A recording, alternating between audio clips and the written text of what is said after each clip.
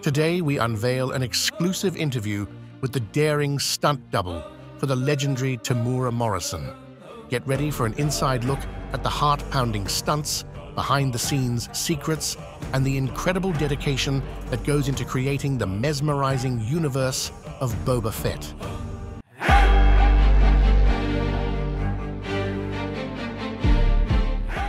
Take a moment, introduce yourself, tell us a little bit about yourself. A lot of my fans on YouTube, they're Star Wars fans. What is your significance in Star Wars? Hi, my name is Eyad Elbitar. I was the stunt double for Boba Fett, Temuera Morrison, and the show The Book of Boba Fett. Oh my goodness. Yeah, I've been a stuntman for 22 years. This is what I do basically. And yeah, doing Boba Fett was one of the most highlighted shows I've done in my career so far. Absolutely. I can imagine that. We're going to get into all that, but let me start with a little bit of your history first. How did you first get into being a stuntman and that career? I used to be an athlete, as came from a kickboxing background. And at some age at the time, kickboxing probably still did not pay any money, obviously. So I was shifting to training. So I was training fighters for kickboxing. And then I got approached by a person who wanted to train and introduced me to, he offered me to be a stuntman. And at the time, I did not even know there's actually such a thing. Like because I'm not a movie guy, and I'm not a TV guy. I barely watch any TVs but then when he mentioned it, I was surprised that he said it. And it was at the time when I had my hair, he mentioned that he will actually help me to get into double Jean-Claude Van Damme, because I did have the same style of movement and kicks. And I thought he was joking at the time, but then it ended up being true. And he brought me in and we start training. I never doubled Jean-Claude Van Damme. It never happened, but it kind of like opened my eyes today. I can do this and actually get paid. And yeah, 22 years.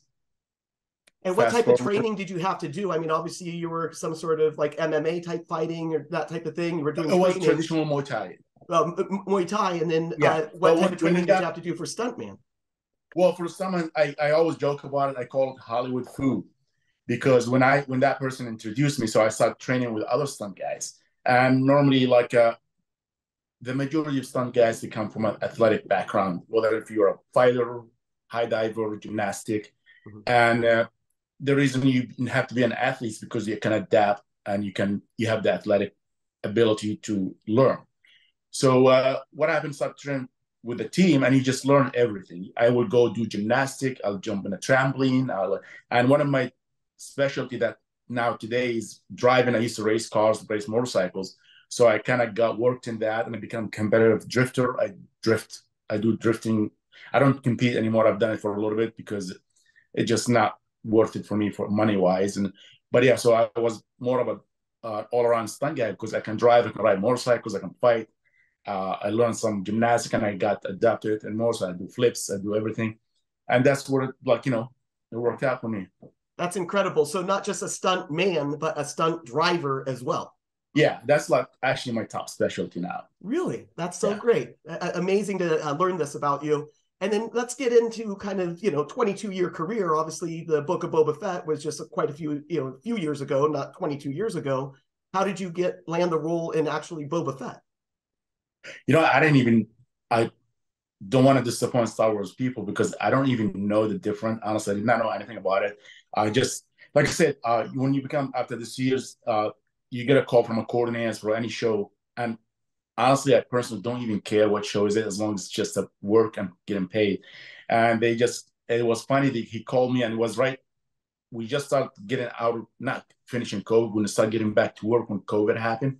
I wasn't even in shape because I'm an athlete, so I'm always shape. But, I was like, at the time the gyms are closed. So I was working in my garage and working out in my garage. And he called me, he was like, hey, send me a picture of you, selfie, without a shirt on. And I thought he's joking. I mean, I know the guy. I'm like, really?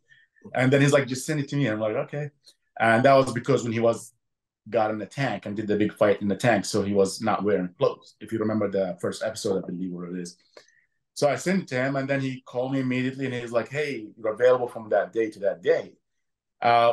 He never told me the show because they were super secretive about it. I mean, it took me about 3 months working in the show to finally get the hint that something's fishy here. It's like, what's going on here?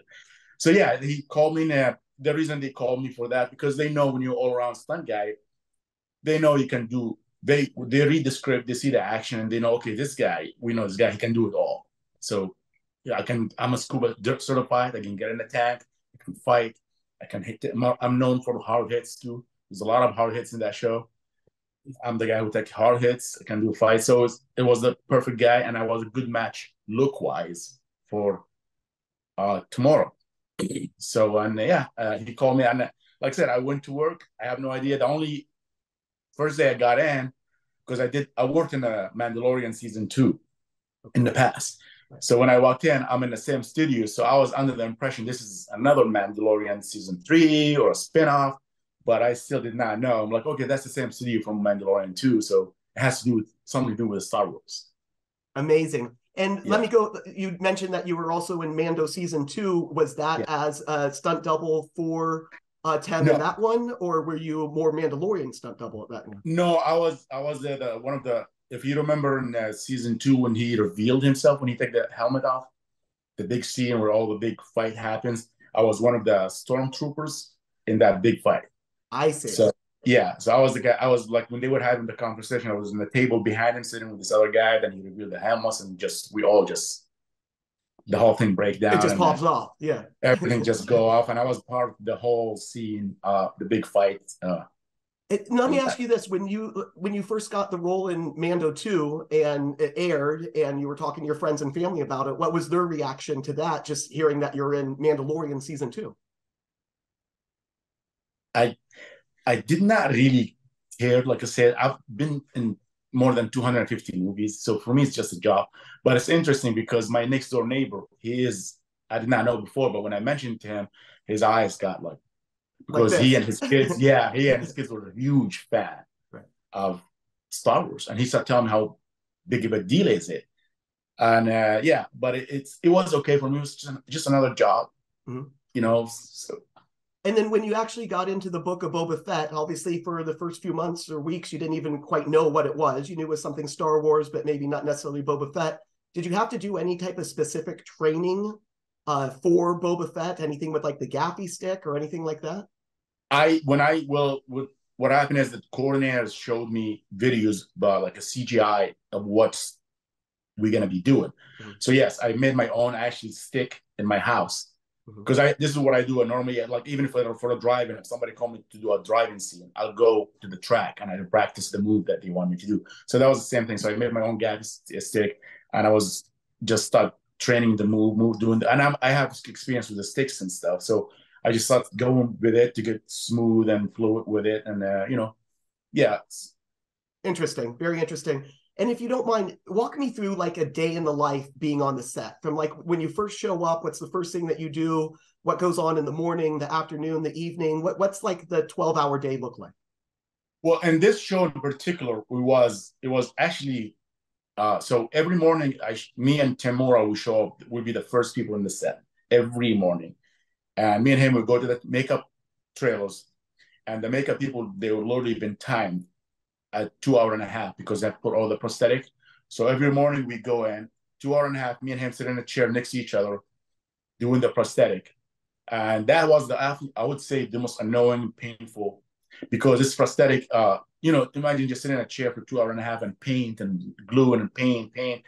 And then end of the day, you have to go and sit in the same chair, and it takes about an hour and a half to take it out. And it's all chemicals. So at some point my skin, like I have to tell them that I can't take this anymore because it was burning my skin. So the makeup people were just amazing. Like those guys were just the best. Like they're heroes.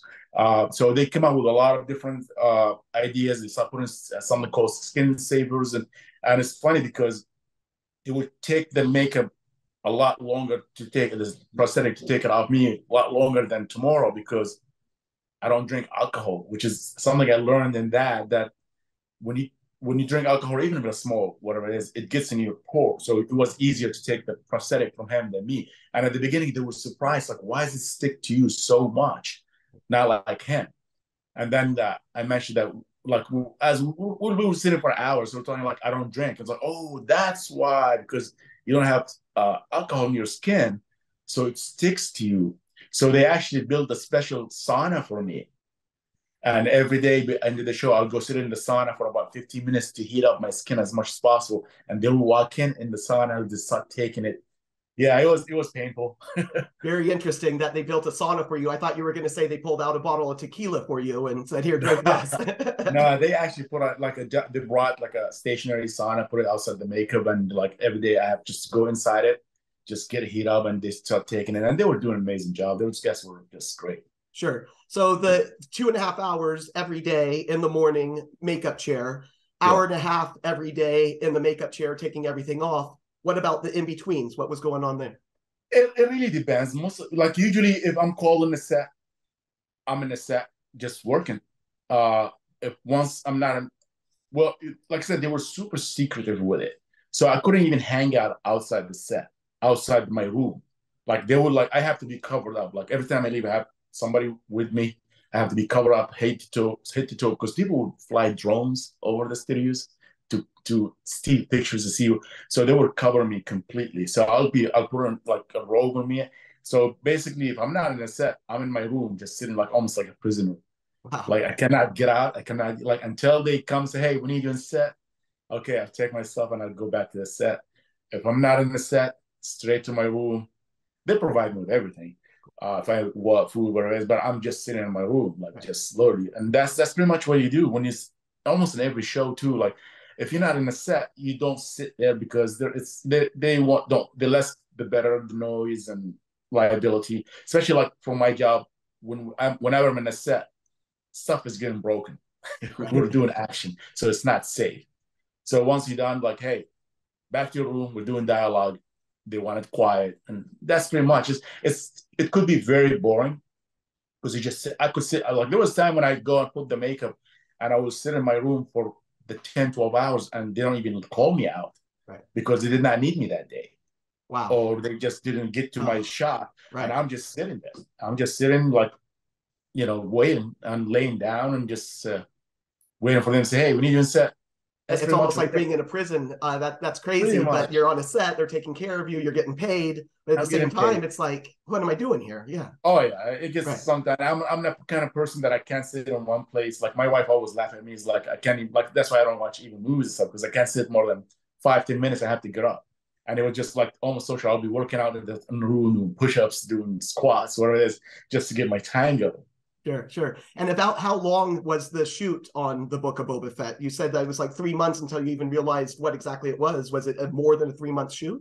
About 7 months. Wow. Yeah, we did it about 7 months. Amazing. Yeah. That's some amazing dedication to hear this, and especially from a person that's hard to sit down and relax. I gotta get solitary. Paid. Yeah, right. I gotta get paid. Incredible. Well, you mentioned that you're not a big movie person. You didn't even really know how big Star Wars was, or specifically even Boba Fett was. But now that you've had this experience, are you a Star Wars fan now? Do you realize the significance of all this now? I do realize the fact that I'm actually touring the world now for autographs and events. Like I just came back from London. I was in Texas. I'm supposed to go to Netherlands. I'm going to Texas next month. I'm going to be in Hollywood the month after. So yes, but as far as watching, I'm still the same. I got you. I'm like the drug dealer who will sell you drugs and not take it. And not take it. But I just don't watch TV. I don't even have a TV. I don't even have cables. I don't have anything. It's just. Now, you had to have seen at least one episode of the Book of Boba Fett or something, right? Not the Book of Boba Fett. I did see The Mandalorian, because what happened, I was trying to figure out what's the big deal. Because once I start working on it, I started to learn it was like, this is something, it sounds like big deal. And somebody told me on the set, one of the crew people one time, or was like, hey man, do you know who you are? I'm like, what do you mean? He's like, do you know what you're doing? You know what you like? I'm like, what is it? He's like, dude, you're like the Superman of my childhood. Right. And I'm like, really? And he's like, what is it? He's like, you got to go watch Star Wars. And I'm like, okay. So I went to my wife. It's like, hey, we need to watch some of the Star Wars. So I watched Mandalorian, the season 2. It wasn't interesting. And I just didn't see anything. And I'm like, what is he talking about? So I talked to my neighbor who knows the Star Wars. So I'm trying to explain to him. And by the way, my wife is Job, the owner of the company, is super nice people. They're a huge Star Wars. Every year they do a party just for Star Wars only. Dress up the Star Wars. They have a room, just only Star Wars room. So when they heard that I'm in Star Wars, it was like, what? Your husband, what? So my wife is like the most popular person in the company.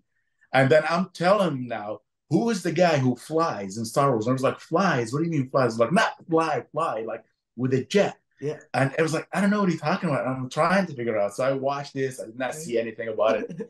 So I go back to this guy. It's like, hey, man, I watched The Mandalorian. I said, no, we got to watch the old. He's not trying to tell me because it's a liability for him to tell me what it is. Okay. But then it's like, watch the old stuff. The And movie. you get somebody wearing the same suit you're wearing. You notice it. So I watch it. Then I figured out the Boba Fett thing. But I'm like, he only been there for like 10 seconds in the thing. It's like, what's the big deal?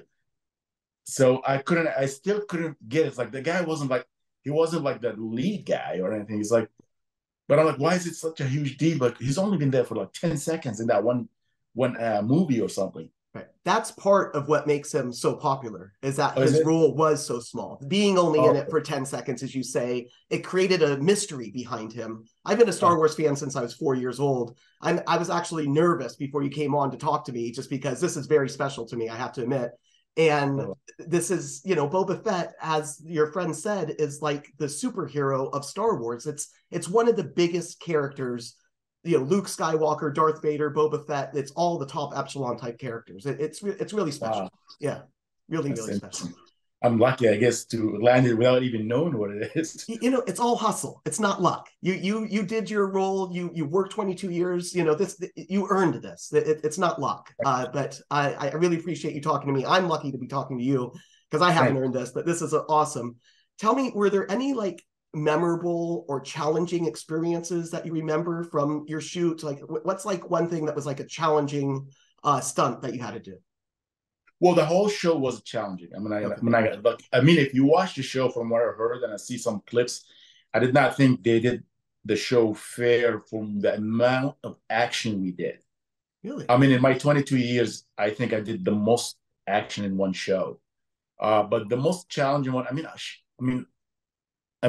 doing the first fight, which is I almost turned it down before I turned, like when they gave me underwear. So you're gonna do, I'm like hitting the concrete in my underwear, getting tossed around for 2 weeks. I'm like, I was never so bruised in my life.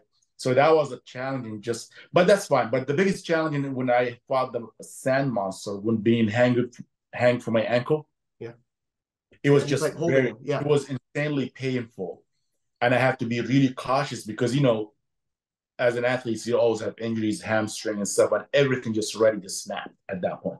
And I've been hanged from my ankle for so long and fight and do this. So that was really, that was super painful. And I have to do all the stuff in my head. I have to be super careful and calculate every move I make so I don't pull a muscle and, hurt myself. And in top of that, when I was doing on top of the sand monster, they did not give me any chance to even practice. And that's like a mechanical ball. It's a CGI monster, but it's like standing a mechanical ball, standing up, not sitting down. And they were moving it, and I had to hold myself with 3 chains. I was holding my hands so hard to the point my hand will bleed at some point. Wow. And one time, and the deal was, hey, if you lose balance or something, just jump off and we'll reset. And it was about 8 feet high or 10 feet high. So the second take, I actually lost my balance because they wanted me to do a certain move, and the coordinator didn't even agree on it. Say, I don't think you should do this. We have to do it in cut and do it in a different piece. But like, no, try. So I tried to do that move, and I fall off the thing. And as I'm falling, the chain wrapped around me, went around my head, hit me in the back of my head, cut me, cracked my head open.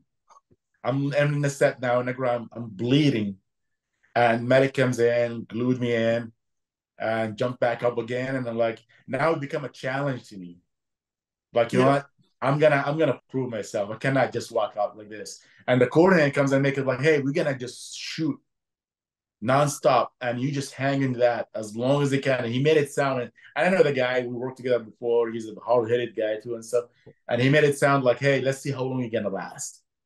So I'm standing there, and I'm holding like, I'm like, it's go time. Right. I'm literally, my hands start bleeding. from holding that chain. I stopped bleeding, but I stayed there until they get tired. They got tired before me. Right, right. That's amazing. I asked you the question, what was the biggest challenge? And I didn't expect it to be that big of a challenge. I mean, that is really something. And in that same scene, when I hit the ground, the second take, I thought I broke my collarbone. Oh my God. Because they put me in a cable. I'm about 15 feet up high, hanging from my ankle. And then they yanked me upside down and I had to kick my leg and hit the ground. The first one was okay. The second one, the ground was kind of a little bit slow. So my shoulder hurt first. And I literally took me about a minute to finally get up because I couldn't feel my shoulders, everything. I thought for sure I broke my collarbone because it happened to me. I broke it before in Captain America. When I was doing Captain America, I did the similar fall and I did broke it. So I'm like, oh my God, I broke my collarbone like the first 2 months. Right. So I sat for a minute, then I got up, like, okay, it moves, I'm fine. And that scene was very challenging. I mean, it was just banging after banging, like, painful ankles, everything. Interesting. Being that with your experience of being a fighter and a trainer in that, were you able to bring any of your specific fighting techniques to the Book of Boba Fett? No, because they did all their rehearsals and stuff that they go by the script. And I have to give Temuera a huge credit for that because Temuera is way better than me when it comes to the gaffer stick. That's something he grew up doing. That's in his culture. So he was involved with that.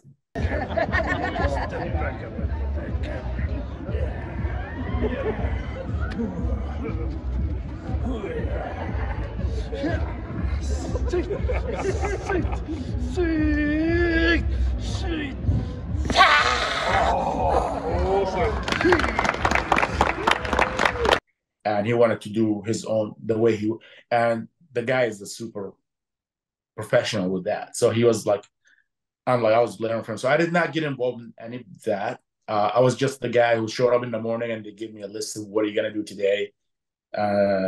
Let's go for it. Right, because they usually, in our business too, there's a fight choreographer, there's a stunt coordinator, fight choreographers, and it's not for me to step in. That's not my job. It's their job to design the action, and it's my job to deliver it. Gotcha. Maybe in the future at some point, you'll be the stunt coordinator or the fight coordinator and put your moves in. Yeah, that's that. I mean, I've done it in other shows, but that show in particular, it was not like if I'm getting hired to be a fight designer or a coordinator, then yes, and I've done it before, yes, and I could. But in this one, that was not my job. So my job is just like, hey, we have the coordinators, they have the fight choreographers, and they design the thing and they will show it to me. And this is what we wanted to do today. And that's it. I see. And then how about outside of the fight coordinating? Like, let's talk about like the costumes and the prop people. How does it work when you like first get into the costume, the Boba Fett costume? How does all that happen? It was a lot of work. I needed help to put it on. I needed help to take it off. I needed help to go to the bathroom. It was just a lot of work. And the costume people were amazing people.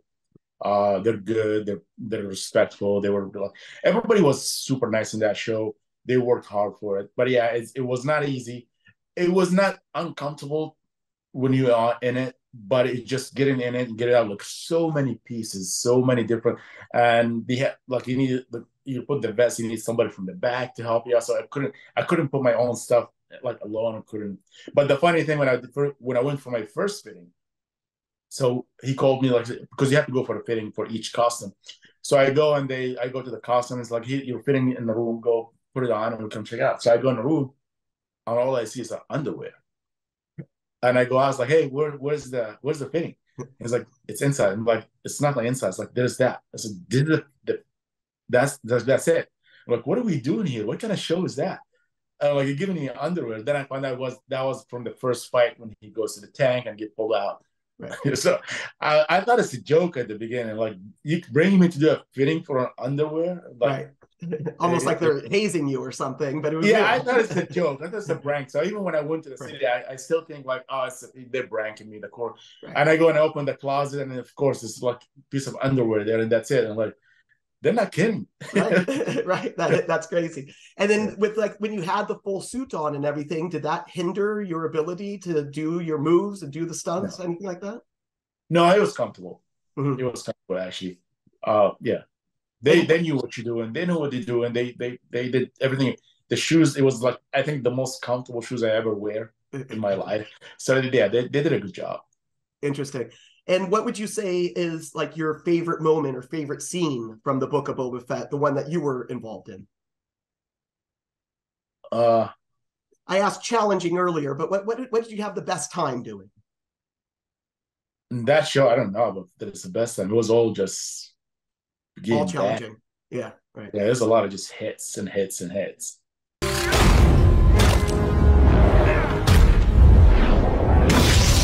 You were in Mandalorian season 2 as a stormtrooper, and you did some work there. You got into Okay, I'm gonna be ignorant here, but it's the stormtrooper, the one with the white clothes, right? Yes. Who's the other ones that they wear like almost like a police, like is it whatever the that might just be like an Imperial officer or something. Yes. Yeah, right. That's okay. Imperial. So can we see your face in that show? Yeah.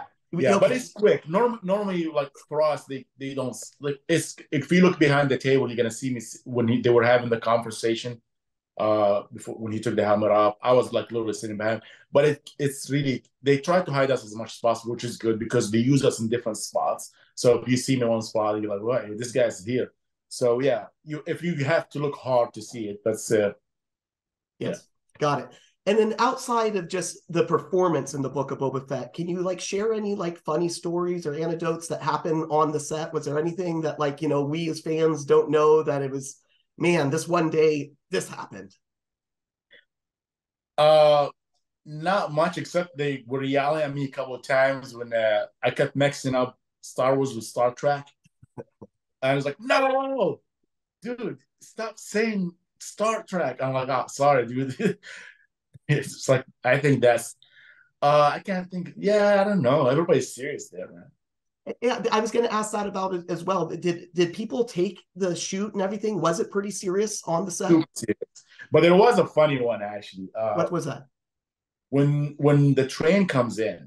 Right. So I've done a lot of doubling for Temuera from like the acting stuff from behind the shoulders because I was really good double for him. Mm-hmm. So they would use me for even more than stunt stuff. Like I'll do. Mm-hmm. So this one when the train comes in and Temuera, I don't remember the scene, but he tells everybody he was given like hand signs to go and to get ready for the fight. So they just gave it to me on the spot, like do this, and I couldn't remember. So I think one of the hand signs that's mean everybody goes and everybody's still running, and I'm supposed to run. But I kept doing, I'm standing there, I'm doing the hand sign, I'm doing the stuff. And everybody's running already, and Temuera's just laughing to his knees. Yeah. He's like, everybody's gone, and he's still waving for people to move. I did not see them; they're behind me, and everybody's like laughing. It's like, what is he doing? And I'm like, I don't know. You were supposed to run when they ran, but you're still doing this. Oh, I thought I just kept doing it, and I was like, what are you doing? It's like, I don't know. It's like they're all gone, and you're still there doing your. I can imagine your relationship with Temuera because you're basically him in other scenes. It must be a very close relationship. Can you talk about the relationship a little bit? Well, this is the first time I met him, but the guy is super humble, super friendly. I actually doubled him in a different show after that in Colombia. I went there and I doubled him for a show. He was a guest star in some TV show. Okay. After the show. So, but doing the filming. The guy is humble, very down to earth. I mean, yeah, we kicked like we were cool. Like we never, yeah, he's super easy to deal with. Yeah. He seems like that type of personality. I've seen him on interviews and different things like that. I mean, just a really genuine type of person. He really appreciated what he got, right, and respected a lot. And he really appreciated all of us. Like the first day he met me, I did not know who he is. Right. I was walking out the set, and he came and said, "Hey man, how you doing?" He shook my hands. Thank you for being here. We need you here. We need you. Thank you for being here. I appreciate you. And I'm like, who's that? Yeah. I'm thinking. But then when I found out, I'm like, wow, I've never had, like, I've doubled a lot of actors in my life and stuff. Nobody actually come and say, hey, I'm happy to have you here. Appreciate you. I need you here. So yeah, he's a good guy. That's exactly kind of the thought that I had. And I think a lot of the viewers that are watching this have that same thought. So to hear it from you, that's exactly who that person is. That's great to hear. One of my favorite things about the Book of Boba Fett is actually the actress Ming-Na Wen. Did you get a chance to meet her? How was she? She is great. Very cool too. I'm actually talking to you here, and I had the phone on a stand that she sent to my house after the show. with her initial on it that you can actually, because she had that stand at the set with her, and that she would hold him with the phone, her, because we couldn't like, just hold the phone with it. It's kind of cool stand. You can, and when I got home, 2 weeks or 3 weeks later, I get it in the mail from her. She sent it to my house. Amazing. Right. That means that she's still thinking about you even after the shoot is over. She appreciated everybody. Yeah, she's really cool too. She was really cool. That's actually was a funny scene when she was supposedly in the show get killed, and he carries her, walks out. So I'm supposed to do the carrying and stuff. And as I'm lifting her, she slipped from my hand. Yeah. But I grabbed her by the neck. Uh-oh. And I'm trying to finish the scene. She's like trying to die. And she's like, please don't drop me. Please don't drop me. And I'm trying to hold onto her. And they're not seeing it. They all see is my back. But I'm holding her from the neck like this. Right. And most of the other actors would be pissed. Yeah. She was laughing about it. She completely understands, because the leather, I have leather in my hand. Right. And she had leather, so it slipped from my hand. I couldn't just get that grip. Yeah. But I grabbed her. I didn't drop her. Yeah. And she was just laughing about it. And she always was like, I want to see this on camera. I want to see it. She always mentioned, she always laughed about it, how it had happened. It was just, I think that was a funny day. That is a funny story. I can imagine. And, I'm sure she has a stunt double as well, but she also does a lot of her own stunts as well. Yeah, well, Ming-Q, or Ming, I don't want to mess up them, but Ming, her name's Ming too, her Stunt-Double. She's a legend in the stunt business. And they are actually best friend too. So they have two Mings. Yeah, Ming. Yeah. Ming is actually like a martial art legend in the business. Right. And they're like best friends too. I see. I gotcha. And then there was another actor that showed up in one of the scenes, Danny Trejo.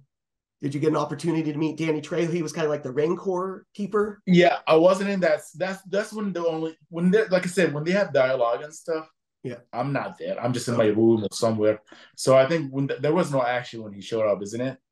For Boba Fett, I don't remember, but no, I wasn't there when he was there. Yeah, not a lot of action. He just kind of was talking with Temuera. Once this dialogue and stuff, I'm out. I actually had an opportunity to meet Danny Trejo. I was in Santa Monica one day and I saw him, and he was, talking with fans. I wasn't like interrupting him with his family or anything like that. He was there to kind of promote a little bit.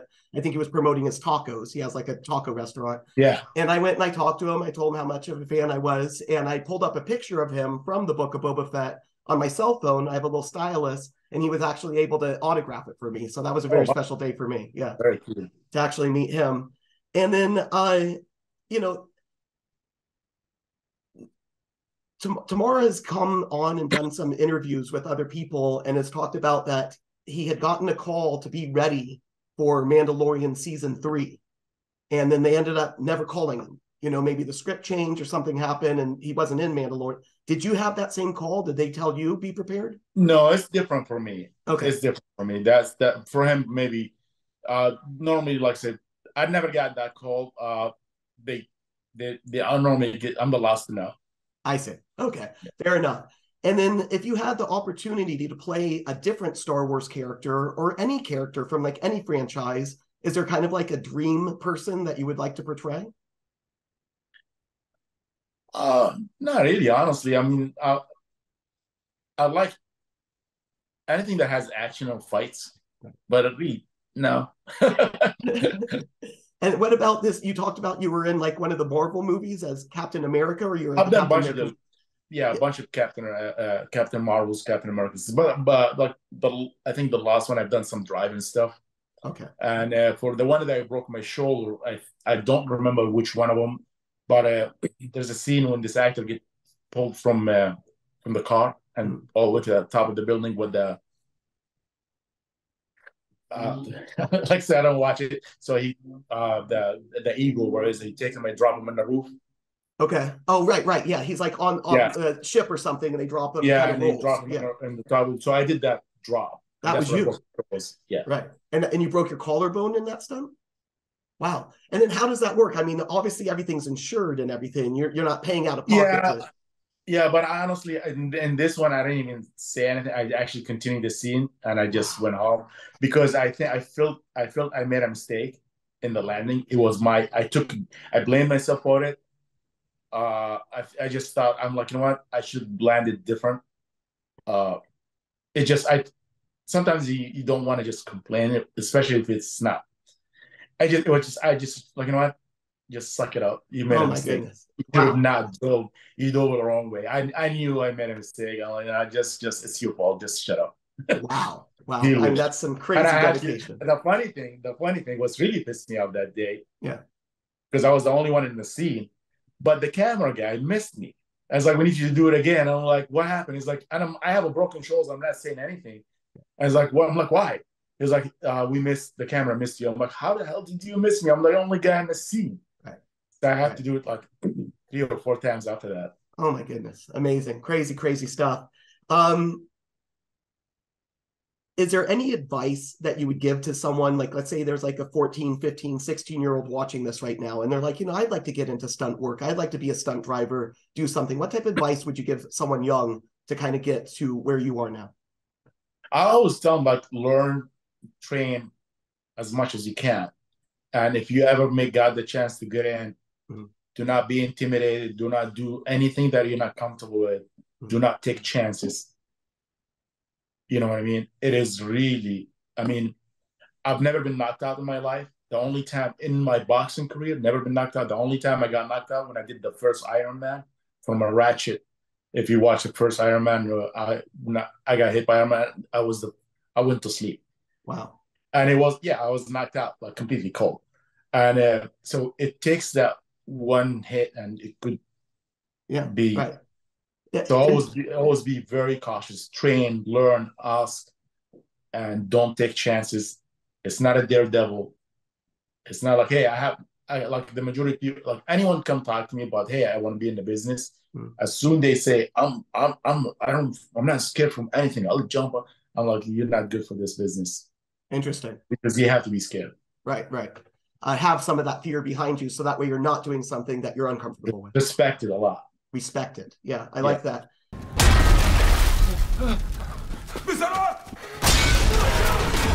Oh, the other thing I found out doing a little homework about you is you have this quote that you say, going for a ride. Where did that come from? Because I'm a driver. Right. It's all going for a ride. Let's go. Because most of the time, you're just going for a ride. Let's go. Let's see what happens. You know going what I mean? for a ride. Yeah. And that's just kind of become your motto. They put you in a cable, you take me for a ride. You're going for a ride. Go for a ride. Let's go for it. That's awesome. Very, very clever. And then you also mentioned that you do some of these conventions now. How does that work for you? Do you enjoy the conventions? It's actually a lot of fun. I mean, I've been doing this for 22 years. Like I said, I've done 250 movies on TV shows. And I've never done conventions like this. And this Star Wars thing, like, it's really cool. Like, I've done a bunch of them now. I just got back from London. I took my wife with me. Went to London for a week. We did the Winters some Star Wars con or something. Yeah, right. People, like a line of people, and everybody was just. It feels great. Like, wow, you guys are coming to see me. No, yeah, it's a worthy thing to come and meet the actors and show our dedication and appreciation for everything that you do. Yeah, because people don't even know we exist, or nobody appreciate what it is, and those people, like, they come in and appreciate us. Like, I'm doing one in Texas in June 27th. Okay. Dallas, Texas. I think they call it ScumCon, Rubble ScumCon. Okay. And one called Bocanet and in Hollywood in July, this July. And I'm in the Los Angeles area. If you don't mind, maybe I'll come to that one in Hollywood and I'll meet you in person. Please do. It's called Bocanet. I'll find it. Yeah. Yeah, it should be in Hollywood in July, sometime in July. Yeah. And what I'll do is, in the description of this video, I'll kind of figure out your schedule, where you're going to be in June, July, the next few months, and I'll put that in the description. So if anyone out there wants to come and meet you after watching this video, they'll have that opportunity to come. That'll be great. Yeah. Yeah, absolutely. Anything else before we break here that you want to mention to me about anything about your career, anything at all that, it's your time right now? No, man. I mean, I appreciate your time. Thanks for, recognizing me and giving me the opportunity. And for people, hey, I'm on Instagram and Facebook, like you see me, if you like to follow me or it is, and we'll keep posting. keep the community get bigger and come see me whenever. That's exactly right. And I'll put those links in the description as well, your IG, your Facebook account. We'll try to blow you up even more, but I know that you're doing that on your own, so you don't need my help. But again, if people are watching this and they want to say, hey, I want to meet Eyad, I want to talk to Eyad, we'll let that opportunity happen. Thank you. I appreciate you. Eyad, thank you very much for everything. I always end my interviews by saying, may the force be with us. So thank you. Thank you.